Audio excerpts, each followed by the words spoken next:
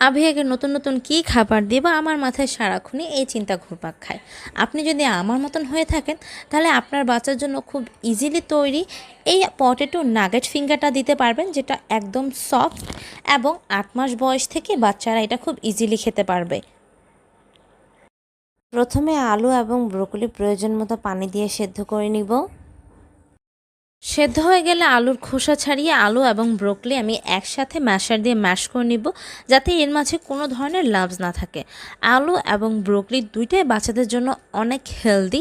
আলুতে রয়েছে কার্বোহাইড্রেট আর ব্রোকলিতে রয়েছে প্রচুর পরিমাণের ফাইবার।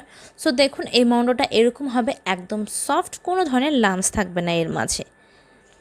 এবার এর মাঝে আমি অল্প পরিমাণে ধনেপাতা কুচি দিয়ে দিচ্ছি, তারপর সব কিছু ভালোভাবে একসাথে মিক্স করে নিব। এবার হাত দিয়ে অল্প পরিমাণের মন্ড নিয়ে এভাবে চেপে চেপে ফিঙ্গার শেপ করে নিব নাগেটসের মতন। আমার বাচ্চা যেহেতু 8 মাস বয়স, তাই এটাকে আমি এরকম চিকন চিকন লম্বা লম্বা করে শেপ দিয়ে নিচ্ছি। আপনারা চাইলে কুকি কাটার দিয়ে বেলে বা যে কোনো রকমের শেপ দিতে পারেন। এই শেপটা আমার বেবি ইজিলি গ্র্যাব করতে পারবে, তাই আমি দিচ্ছি। সো এইভাবে আমি সবগুলো তৈরি করে নিব।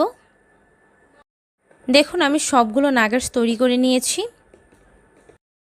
প্যানে সামান্য পরিমাণের ঘি দিয়ে এই নাগেটসগুলো আমি এপাশ ওপাশ করে শ্যালো ফ্রাই করে নিব। এক পাশ হয়ে গেলে আমি উল্টে দিব।